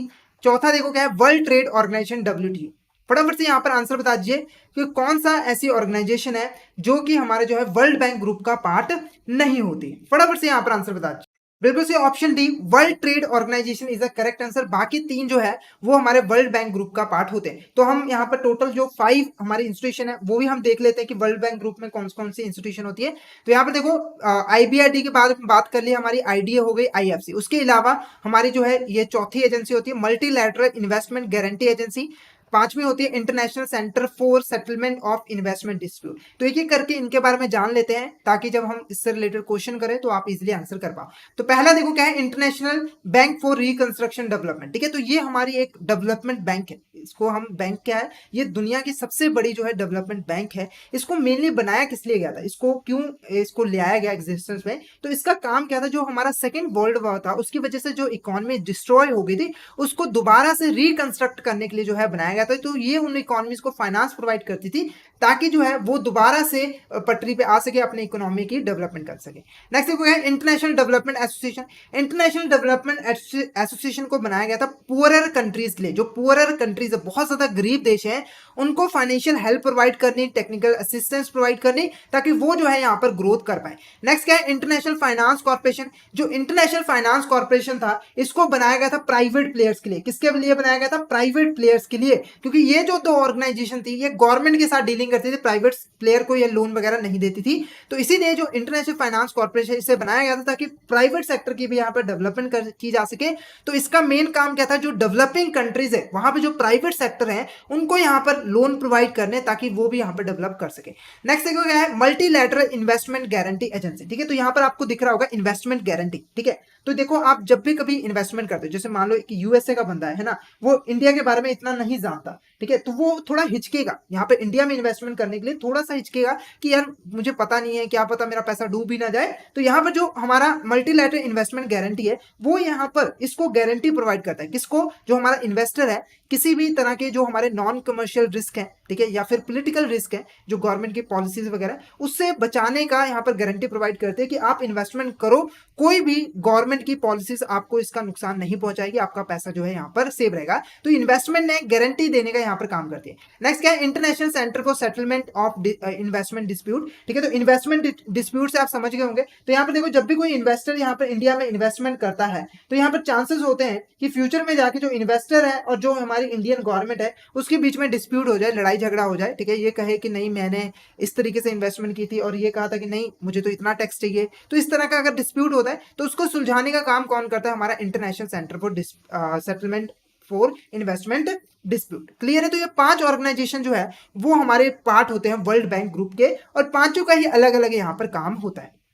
अब इससे रिलेटेड क्वेश्चन कर लेते हैं। तो मैंने पांचों का मीनिंग आपको समझा दिया था, तो उससे से रिलेटेड क्वेश्चन होंगे तो आपने फटाफट से यहाँ पर आंसर करना है। पहला देखो क्या है, why was the international bank for reconstruction and development establish. ठीक है, जो हमारा IBRD है उसको एस्टैब्लिश करने का पर्पस क्या था, क्यों उसको ले आया गया था। पहला देखो, to promote the international trade. दूसरा क्या है, to reconstruct the economies damage during the second world war. ठीक है, जो हमारी सेकंड वर्ल्ड वॉर के समय जो हमारी इकोनॉमीज डिस्ट्रॉय हो गई थी उसको रिकंस्ट्रक्ट करने का। दूसरा देखो, to improve the adverse balance of payment situation of the non member countries. ठीक है, तो यहाँ पर जो कंट्रीज है, ठीक है, जो कंट्रीज अगर उनका जो बैलेंस ऑफ पेमेंट है वो एडवर्स हो जाए, यानी कि उनके जो इंपोर्ट्स है वो ज्यादा हो जाए एक्सपोर्ट से, ठीक है, फॉरेन एक्सचेंज रिजर्व्स की कमी हो जाए, तब ये जो है इसका उनको फाइनेंशियल हेल्प प्रोवाइड करते हैं, या फिर नन ऑफ द अबव। तो फटाफट से यहाँ पर आंसर बता दीजिए कि क्यों यहाँ पर जो है international bank for reconstruction and development को एस्टैब्लिश किया गया था। फटाफट से यहाँ पर आंसर बता दीजिए, फटाफट से यहाँ पर आंसर बता दीजिए, इसका आंसर क्या होगा। तो आंसर देखो, हमारा option B is a correct answer, to reconstruct the economies damage during the second world war. ठीक है, to reconstruct the economies damage during the second world war. तो जो हमारे सेकंड वर्ल्ड वॉर के समय जो डिस्ट्रॉय हुई थी इकोनॉमीज, उसको ठीक करने के लिए बनाया गया था। नेक्स्ट देखो यहाँ पर, which of this statement is correct regarding IBRD। ठीक है, इसमें से कौन सी हमारी स्टेटमेंट है वो IBRD के बारे में करेक्ट है। पहला देखो क्या है, it is the world largest development bank founded in United Nation monetary and financial conference in 1944। ठीक है, तो ये स्टेटमेंट हमारी बिल्कुल यहाँ पर करेक्ट है। क्या है यहाँ पर हमारी स्टेटमेंट बिल्कुल करेक्ट है। तो यहाँ पर तीन चीजों पे आपने ध्यान देना। पहला क्या है, वर्ल्ड लार्जेस्ट डेवलपमेंट बैंक। ठीक है, ये क्वेश्चन में पूछा जा सकता है कि कौन सी ऐसी बैंक है जो कि दुनिया की सबसे बड़ी डेवलपमेंट बैंक है जो डेवलपमेंट के लिए काम करती है। तो आंसर होगा हमारा IBRD। उसके बाद इसको फाउंड कहाँ पे किया गया था, United Nation monetary financial conference. ठीक है, और कब फाउंड किया गया था, 1944 में। तो तीन चीजें आपने ध्यान रखनी है। उसके बाद देखोगे, it provides financial support to middle income and credit worthy low income countries. ठीक है, मिडिल इनकम तो आप लोगों को पता ही है। ठीक है, ठीक ठाक सी इनकम है उस कंट्री की। दूसरा क्या है, लो credit worthy low income countries. ठीक है, तो यहां पर देखो मिडिल इनकम को तो इसने लोन वगैरह प्रोवाइड करना है, फाइनेंशियल सपोर्ट प्रोवाइड करनी है, साथ के साथ जो लो इनकम कंट्रीज हैं, ठीक है, लो इनकम कंट्रीज उसको भी लोन प्रोवाइड करना। पर वो जो लो इनकम कंट्रीज होनी है वो क्रेडिट वर्दीनेस होनी चाहिए, यानी कि जो हमारा IBRD उसको भरोसा होना चाहिए कि ये जो है बाद में जाके पैसा जो है वापस कर देगी, यानी कि ये डिफॉल्ट नहीं करेगी। तो ये सब लो इनकम कंट्रीज को नहीं देती लोन वगैरह, वो सिर्फ उन्हीं को देती है जो क्रेडिट वर्दी होते हैं। नेक्स्ट देखो है, IBRD deals only with the sovereign governments and not private players. ये सिर्फ और सिर्फ गवर्नमेंट के साथ डील करती है, प्राइवेट के साथ डील नहीं करती है। तो ये भी स्टेटमेंट हमारी क्या है यहाँ पर करेक्ट है, इसीलिए all of the above is a correct answer. All of the above is a correct answer. Next question देखो यहाँ पर, next question, dash is responsible for delivering long term interest free loans to world poorest country. जो दुनिया की सबसे गरीब देश हैं उनको जो है यहाँ पर लॉन्ग टर्म लोन्स प्रोवाइड करता है। कौन सी ऐसी हमारी ऑर्गेनाइजेशन है? पहला देखो international bank for reconstruction and development, दूसरा देखो इंटरनेशनल डेवलपमेंट एसोसिएशन, तीसरा देखो क्या है इंटरनेशनल फाइनेंस कॉर्पोरेशन, चौथा देखो क्या है वर्ल्ड ट्रेड ऑर्गेनाइजेशन। तो फटाफट से इसका आंसर बता दीजिए, कौन सी ऐसी ऑर्गेनाइजेशन है जो कि दुनिया के सबसे गरीब देशों को फाइनेंशियल हेल्प यहाँ पर प्रोवाइड करती है? फटाफट से इसका आंसर बता दीजिए, फटाफट से इसका आंसर बता दीजिए, इसका आंसर क्या होगा? तो आंसर देखो हमारा क्या है, इंटरनेशनल डेवलपमेंट एसोसिएशन। क्या है हमारा यहाँ पर, इंटरनेशनल डेवलपमेंट एसोसिएशन। क्लियर है आपको, इंटरनेशनल डेवलपमेंट एसोसिएशन। और एक और चीज मैं आपको बता दूं, जो IBRD है, ठीक है, जो IBRD है और जो IDA है, इनको साथ में हम क्या कहते हैं यहाँ पर, वर्ल्ड बैंक। आपने कई बार वर्ल्ड बैंक का नाम सुना होगा। ठीक है, तो वर्ल्ड बैंक कोई सिंगल ऑर्गेनाइजेशन नहीं है, IBRD और IDA को एक साथ में हम यहाँ पर वर्ल्ड बैंक कह देते हैं। क्लियर है आपको? तो इसीलिए option B international development association is the correct answer. वही पुअरेस्ट कंट्री को लोन प्रोवाइड करती है।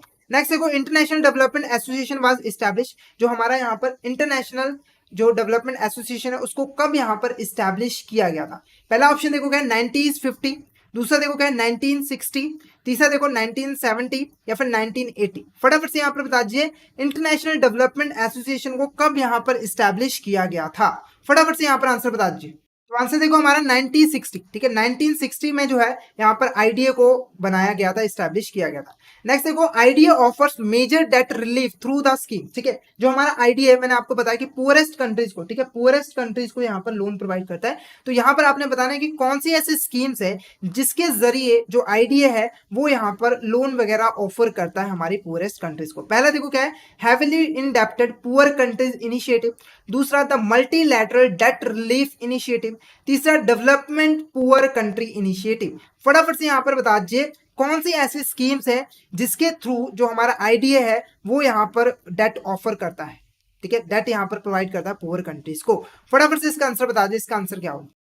बिल्कुल सही, both A and B is a correct answer. जो हमारा heavily indebted poor countries initiative है, इसके अंडर, ठीक है, इसके अंडर वो कंट्रीज जिसके ऊपर बहुत ज्यादा कर्जा है और वो जो है उस कर्जे को, उस डेट को मैनेज करने में सफल नहीं है, मतलब उसको मैनेज ही नहीं कर पा रही है, इतना ज्यादा उनके ऊपर कर्जा है। तो IDA जो है इस स्कीम के थ्रू उनको जो है लोन्स प्रोवाइड करता है। ठीक है, जिसकी हेल्प से वो अपने जो कर्जा है उसको यहाँ पर जो है पे कर पाते हैं और नेक्स्ट टाइम से जो है अपने कर्जे को प्रॉपर तरीके से मैनेज कर पाते हैं। नेक्स्ट क्या, मल्टीलैटरल डेट रिलीफ इनिशिएटिव। इसके अंदर क्या होता है, जो हमारी पुअर कंट्रीज हैं, ठीक है, जिनकी हालत बहुत ज्यादा खराब है, तो इस स्कीम के अंदर जो IDA है उनको लोन प्रोवाइड करता है ताकि वो उस लोन के पैसे से अपनी इकोनॉमी में जो है रिफॉर्म्स ले आ सके, उसमें जो है चेंजेस ले आ सके, क्योंकि रिफॉर्म्स करने के लिए पैसा चाहिए ना, तो वो लोन कौन प्रोवाइड करता है? IDA। तो ये दो इंपॉर्टेंट स्कीम्स हैं जिनके थ्रू IDA जो है लोन प्रोवाइड करता है पुअर कंट्रीज को। नेक्स्ट क्वेश्चन देखो, following statement is related with international finance corporation is not correct. ठीक है, जो इसमें से कौन सी हमारी स्टेटमेंट जो है वो इंटरनेशनल फाइनेंस कॉर्पोरेशन के साथ जो करेक्ट नहीं है? ठीक है, उसके बारे में करेक्ट नहीं है। पहली स्टेटमेंट देखो क्या है, international finance corporation establish in 1956, ठीक है, इसको 1956 में जो है बनाया गया था, तो ये स्टेटमेंट बिल्कुल हमारे यहाँ पर करेक्ट है। नेक्स्ट देखो, IFS focused exclusively on the private sector in developing countries, ठीक है, ये मेनली क्या करती है, डेवलपिंग कंट्रीज में जो है जो प्राइवेट सेक्टर है उनको फंड्स प्रोवाइड करते हैं, तो ये भी स्टेटमेंट हमारी क्या है यहाँ पर करेक्ट है। नेक्स्ट देखो, IFS encourages private sector investment in the developing nation, ठीक है, अब देखो ये खुद तो देती है, ये खुद तो जो है अपना लोन वगैरह प्रोवाइड करते हैं, साथ के साथ जो फॉरेन इन्वेस्टर्स हैं उनको भी एनकरेज करती है कि वो जो है डेवलपिंग नेशन में जाके प्राइवेट सेक्टर में इन्वेस्टमेंट करे, तो ये भी स्टेटमेंट हमारी यहाँ पर क्या है, करेक्ट है। क्या है हमारी यहाँ पर करेक्ट है। नेक्स्ट देखो, it is responsible for delivering long term interest free loans to world poorest countries, तो ये स्टेटमेंट क्या है हमारी गलत है, क्या है ये स्टेटमेंट हमारी गलत है, इसलिए option D is the correct answer. कौन सी स्टेटमेंट हमारी गलत है, चौथी स्टेटमेंट हमारी गलत है, क्योंकि जो आईडीए है वो यहाँ पर पुअरेस्ट कंट्रीज को लोन प्रोवाइड करता है, ना कि आईएफसी, ये प्राइवेट सेक्टर के लिए जो है यहाँ पर बना है। क्लियर है, तो option D is the correct answer, option D is the correct answer. Next देखो यहाँ पर नेक्स्ट क्वेश्चन, मिगा, ठीक है, यहाँ पर हमारा MIGA increases foreign direct investment into developing countries by protecting investor against, ठीक है, तो यहाँ पर मैंने आपको यहाँ पर बताया था कि मिगा क्या करता है, यहाँ पर इन्वेस्टमेंट की गारंटी देता है, ठीक है, इन्वेस्टमेंट की गारंटी देता है ताकि जो इन्वेस्टर है वो निश्चिंत होके इन्वेस्टमेंट कर पाए, ठीक है, तो ये इसका मेन काम क्या है यहाँ पर गारंटी देने का, इसका पूरा नाम क्या था, मल्टीलैटरल इन्वेस्टमेंट गारंटी एजेंसी, है ना। अब ये कौन से रिस्क के अगेंस्ट यहाँ पर गारंटी देता है वो यहाँ पर आपने बताना है। पहला देखो क्या है, कमर्शियल रिस्क, दूसरा क्या है, नॉन कमर्शियल रिस्क, तीसरा क्या है, पॉलिटिकल रिस्क, ठीक है, तो आपने यहाँ पर आंसर बताना है कि ये किसके अगेंस्ट यहाँ पर प्रोटेक्शन प्रोवाइड करता है, किसके अगेंस्ट यहाँ पर गारंटी देता है। जब तक एक एक करके इनका मीनिंग समझते हैं। कमर्शियल रिस्क का मतलब देखो, जब भी हम कोई बिजनेस करते हैं, ठीक है, जैसे मान लो यहाँ पर एक पर्सन है वो कार बनाने का बिजनेस करता है, तो उसको एक रिस्क है कि उसका बिजनेस चलेगा नहीं चलेगा, उसकी सेल्स होंगी नहीं होंगी, ठीक है, उसकी कॉस्ट कितनी ज्यादा तो नहीं आ जाएगी, ये सारा क्या है, रिस्क है, कमर्शियल रिस्क। क्या है हमारा कमर्शियल रिस्क, यानी कि बिजनेस करने की वजह से जो हमें यहाँ पर रिस्क अराइज होता है, ठीक है, जो बिजनेस करने की वजह से जो हमें यहाँ पर रिस्क अराइज होता है। नेक्स्ट क्या है, non commercial risk. Non commercial risk में जो हमने अभी रिस्क डिस्कस किया उसके अलावा, यानी कि मान लो कि जो हमारी जिस कंट्री में हम बिजनेस कर रहे हैं उसकी जो गवर्नमेंट है वो इनस्टेबल है, क्या है, इनस्टेबल है, कभी भी गिर जाती है, कभी भी बन जाती है, उसकी पॉलिसीज अच्छी नहीं है, जिसकी वजह से यहाँ पर रिस्क हो सकता है, कंट्री हमारा हमें लॉस हो जाए, वो क्या है, नॉन कमर्शियल। दूसरा क्या है, पॉलिटिकल रिस्क। पॉलिटिकल रिस्क में क्या होता है कि गवर्नमेंट कुछ ऐसी पॉलिसीज बना रही है जिससे हमें लॉस होगा, यानी कि मान लो आप यहाँ पर एक कार बनाते थे, इलेक्ट्रिक कार बनाते थे, गवर्नमेंट ने पॉलिसी क्या बना दी कि इलेक्ट्रिक कार जो है बैन है इंडिया में, अब इसकी वजह से क्या हुआ, आपको लॉस हो गया, तो ये क्या है, हमारा पॉलिटिकल रिस्क है, ठीक है, तो यहाँ पर हमारा जो ऑप्शन ई है, फर्स्ट नहीं, हमारा जो सेकंड और थर्ड, नॉन कमर्शियल रिस्क और political risk is a correct answer, तो इसीलिए जो हमारा यहाँ पर एफ, ठीक है, ऑप्शन एफ सेकंड और third is a correct answer. देखो कमर्शियल रिस्क के अगेंस्ट कौन गारंटी देता है, गारंटी बनती भी नहीं है ना, बिजनेस आप कर रहे हो तो रिस्क भी तो आप ही लोगे ना। जो हमारा मिगा वो सिर्फ यहाँ पर गारंटी देगा नॉन कमर्शियल पॉलिटिकल रिस्क, ठीक है, क्योंकि इसमें बंदे का कोई भी दोष नहीं होगा, क्योंकि वो जो है इस मेगा पे भरोसा करके दूसरी कंट्री में इन्वेस्टमेंट कर रहा है और वहां पे जाके गवर्नमेंट अलग अलग पॉलिसीज बना रही है जिससे लॉस हो रहा है, तो मेगा जो है सिर्फ इन दो के अगेंस्ट यहाँ पर जो है गारंटी प्रोवाइड करता है और नहीं, कमर्शियल रिस्क के अगेंस्ट नहीं, तो ऑप्शन एफ, ठीक है, ऑप्शन एफ यहाँ पर हमारा क्या है, करेक्ट है, सेकंड और थर्ड, क्या है हमारा यहाँ पर सेकंड और थर्ड। तो जिन्होंने यहाँ पर गलत आंसर किया है प्लीज यहाँ पर करेक्ट कर लीजिए, और अगर कहीं पे डाउट होता है, ठीक है, अभी मैंने कंटिन्यूसली देखा कि आप गलत आंसर कर रहे हो, तो कोई भी डाउट होता है तो आप उसी वक्त पूछो ताकि उसी वक्त डाउट को क्लियर कर दिया जाए, ठीक है, मन में मत रखा करो, फटाफट से मैसेज कर दो अगर ये क्वेश्चन आपको क्लियर। नेक्स्ट क्वेश्चन हम जब तक देखते हैं यहाँ पर, dash settles international investment dispute settlement between investor and government, ठीक है, तो जब भी कोई हमारे जो इन्वेस्टर्स है या फिर गवर्नमेंट है उसमें किसी भी तरह का यहाँ पर डिस्प्यूट होता है, किसी भी तरह का यहाँ पर डिस्प्यूट होता है तो उसको सेटल करने का यहाँ पर काम करता है, ठीक है, तो यहाँ सेटलमेंट वर्ड कर देते हैं, ठीक है, तो यहाँ पर बताइए कौन सी ऐसी ऑर्गेनाइजेशन है जो कि डिस्प्यूट को सेटल करने का काम करती है जब भी हमारे इन्वेस्टर और गवर्नमेंट के बीच में डिस्प्यूट होता है। तो फटाफट से यहाँ पर आंसर बताइए इसका आंसर क्या होगा, फटाफट से यहाँ पर आंसर बताइए इसका आंसर क्या होगा, डिस्प्यूट को सेटल करने का काम कौन करती है। तो लगभग हमने सभी चार के चार पढ़ लिए, लास्ट ही बची है तो आपने बता देना है कि कौन सा है। सभी के हमने फंक्शंस भी यहाँ पर पढ़ लिए हैं, फटाफट से बता दीजिए कौन सा जो हमारा ऑर्गेनाइजेशन है जो डिस्प्यूट को यहाँ पर सेटल करती है। बिल्कुल सी 18D हमारा जो है international centre settlement of investment dispute, ठीक है। अब एक और चीज यहाँ पर मैं आपको बता दूं, इंपॉर्टेंट चीज यहाँ पर बता दूं, ठीक है, इंपॉर्टेंट चीज कि देखो जो हमारा इंडिया है ना, मैंने आपको 5 इंस्टीट्यूशन के बारे में पढ़ाया वर्ल्ड बैंक ग्रुप के अंदर, उसमें से जो हमारे 4 है, ठीक है, जो 4 है उसका मेंबर है इंडिया। यानी कि इसके अलावा इसको छोड़ के international centre for settlement of investment dispute, इसको छोड़ के जो बाकी ये 4 हमारी ऑर्गेनाइजेशन है उसका इंडिया मेंबर है, यानी कि उसके रूल्स एंड रेगुलेशन इंडिया पे अप्लाई होते हैं। पर ये जो फिफ्थ है इसका मेंबर इंडिया नहीं है, इसके रूल्स को इंडिया जो है वो नहीं मानता है। क्लियर है? अगर इंडियन गवर्नमेंट और यहाँ पे इन्वेस्टर के बीच में किसी भी तरह का डिस्प्यूट होता है तो इंडियन गवर्नमेंट इसके जो सेटलमेंट होगी उसको यहाँ पर नहीं मानती है, इंडिया जो है अपना ही यहाँ पर फैसला सुनाएगी। क्लियर है? तो यहाँ पे एमसीक्यू बन सकता है कि कौन सी ऐसी ऑर्गेनाइजेशन है जिसका इंडिया मेंबर नहीं होता है। तो आंसर कौन सा होगा हमारा? ICSID। क्लियर है? नेक्स्ट क्वेश्चन देखो, which of this statement is not correct regarding the history of WTO। ठीक है, इसमें से कौन सी हमारी स्टेटमेंट करेक्ट नहीं है WTO के रिगार्डिंग। ठीक है, सबसे पहले WTO का मतलब समझ लेते हो, इसका पूरा नाम क्या है हमारा? World trade organisation. क्या है हमारा यहाँ पर? World trade organisation. अब इसका मेन काम क्या था? जो हमारा इंटरनेशनल लेवल पे ट्रेड होता है उसको यहाँ पर जो है मैनेज करना। ठीक है, जो भी कंट्रीज आपस में गुड्स और सर्विसेज को खरीदेंगी बेचेंगी उससे रिलेटेड रूल्स एंड रेगुलेशंस बनाने, ताकि जो है इंटरनेशनल ट्रेड को प्रॉपर तरीके से रेगुलेट किया जाए और हमारा जो फॉरेन ट्रेड है उसको यहाँ पर बढ़ावा मिले। तो मेन काम क्या है? फॉरेन ट्रेड को एनकरेज करना, उसकी डेवलपमेंट करने। ठीक है, तो यहाँ पर देखो पहला देखो क्या है? The journal agreement on tariffs and trade was signed by the 23 Nations on October 30 1947 in Geneva. ठीक है, तो ये स्टेटमेंट हमारी बिल्कुल सही है। यानी कि जो हमारा वर्ल्ड बैंक है, ठीक है, वर्ल्ड बैंक है वो सॉरी जो WTO है वो स्टार्टिंग में WTO नहीं था, पहले उससे पहले, ठीक है, एक हमारा एग्रीमेंट साइन किया गया था जिसे हम यहाँ पर journal agreement on tariffs and trade कहते हैं, जिसको शॉर्ट में हम गैट कहते हैं। ठीक है, इसको बनाया गया था 23 नेशंस के द्वारा ट्रेड को कंट्रोल करने के लिए। क्लियर है? उसके बाद देखो फाइनली जाकर जो हमारा WTO है वो यहाँ पर बना था। नेक्स्ट स्टेटमेंट क्या है? On January 1990 the world trade organisation was form. ठीक है, 1990 में जो है वर्ल्ड ट्रेड ऑर्गेनाइजेशन जो है यहाँ पर बनी थी। ठीक है, तो ये स्टेटमेंट हमारी क्या है यहाँ पर? करेक्ट नहीं है, क्योंकि जो हमारा वर्ल्ड ट्रेड ऑर्गेनाइजेशन है वो बना था 1995 को। कब बना था यहाँ पर? 1995 को। तो ये स्टेटमेंट हमारी क्या है यहाँ पर? गलत है, ये करेक्ट नहीं है, ये स्टेटमेंट हमारी सही थी। नेक्स्ट क्या है? WTO has 164 members, Geneva is the headquarter of the world trade organisation. ठीक है, अभी करंटली इसके जो है 164 मेंबर्स हैं और जिनेवा में इसका हेडक्वार्टर। तो ये भी स्टेटमेंट हमारी क्या है यहाँ पर?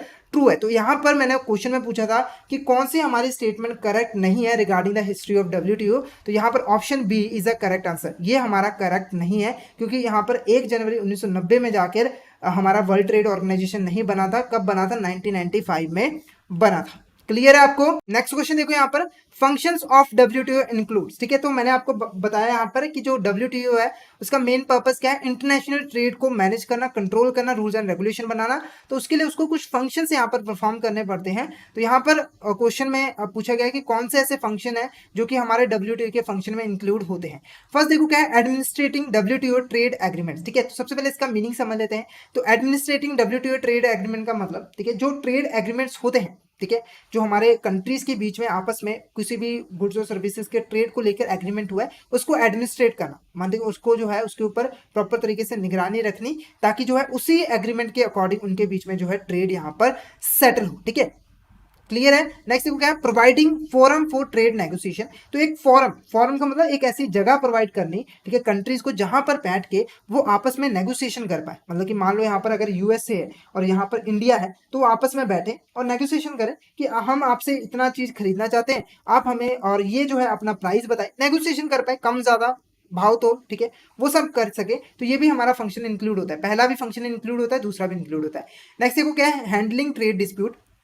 अगर किसी कंट्रीज के बीच में ट्रेड डिस्प्यूट होता है, मतलब मान लो USA ने यहाँ पर सामान भेजा इंडिया में, ठीक है, इनके बीच में हो गया डिस्प्यूट, लड़ाई हो गया, ठीक है, ये कह रहे हैं कि एग्रीमेंट के अकॉर्डिंग जो क्वालिटी हमने मंगाई थी वो आपने भेजी नहीं, ये कह रहा है कि नहीं हमने वही क्वालिटी भेजी है ना। तो ये जब डिस्प्यूट हो जाता है तो इसको सॉल्व करने के लिए कौन आगे आता है? हमारा WTO आता है। ये जो है इन दोनों के बीच में सुलह जो है करवाता है। तो ये भी हमारा फंक्शन होता है।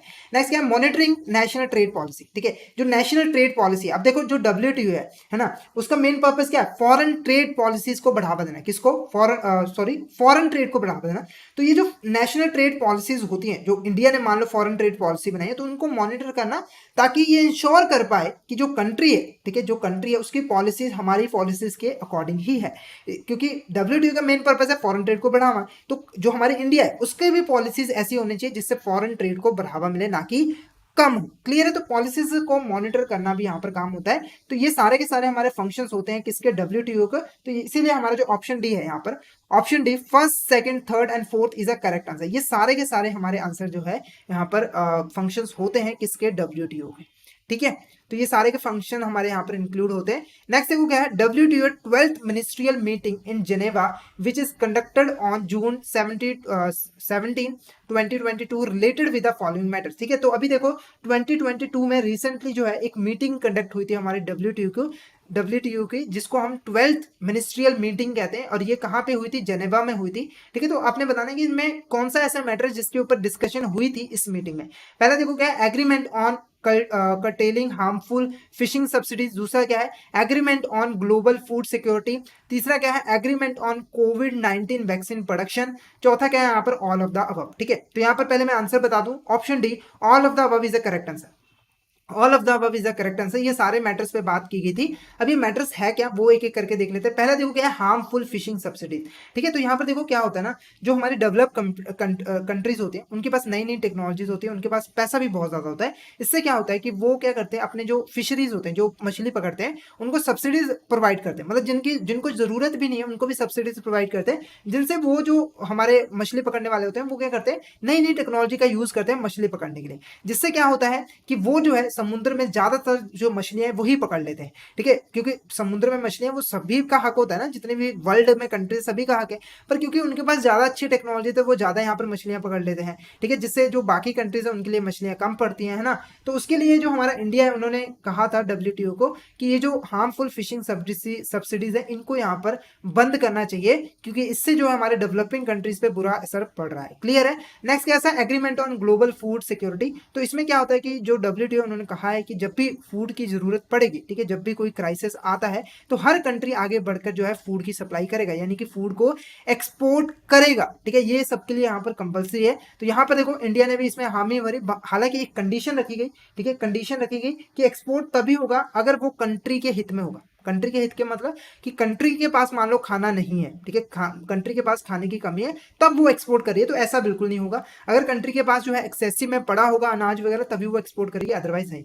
नेक्स्ट क्या है, agreement on covid vaccine production. ठीक है, अब देखो क्या है, डेवलप कंट्रीज है उनके पास नई नई टेक्नोलॉजीज है, तो उन्होंने जो है यहाँ पर वैक्सीन पहले बना ली। क्या बना ली, कोविड-19 की वैक्सीन जो है वो पहले बना ली, जिससे क्या हुआ कि उनका उसके ऊपर क्या हो गया, कॉपीराइट हो गया। अब वो बना के महंगे दामों पे जो है डेवलपिंग कंट्रीज को बेचेंगे वो कोविड-19 वैक्सीन। तो यहाँ पर बात की गई थी कि जो ये कोविड-19 पे जो कॉपीराइट है उसको हटा दिया जाए, जिससे क्या होगा कि जो डेवलपिंग कंट्रीज है वो अपने लेवल पे यहाँ पर कोविड-19 वैक्सीन जो है वो बनाएंगे, जिससे कि उनकी कॉस्ट भी कम आएगी और ज्यादा से ज्यादा वैक्सीन जो है देश में आएगी। क्लियर है? तो इस पे जो है कोविड-19 वैक्सीन पे जो कॉपीराइट है उसको हटाने की बात की गई थी। तो ये सारे के सारे जो मैटर्स हैं वो हमारे जो है WTO के 12th ministerial meeting in Geneva में जो है बात की गई थी। क्लियर है? फटाफट से हमारे कोर्स में एनरोल कर लीजिए, जिसमें हम आपको प्रोवाइड करवाते हैं वीडियो क्वेश्चंस जो कि हमारे हिंदी और इंग्लिश लैंग्वेज के मिक्स में अवेलेबल होते हैं। इसी के साथ हम आपको mock test, mega mock test और PDF नोट्स प्रोवाइड करते हैं, जिनकी हेल्प से आप इजीली रिवीजन कर सकते हो।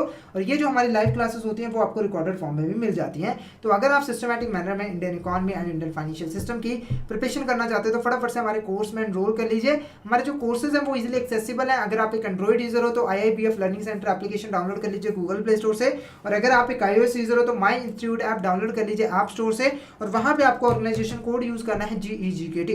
तो फटाफट से इन एप्लीकेशन को डाउनलोड कर लीजिए, हमारे कोर्सेज में एनरोल कर लीजिए।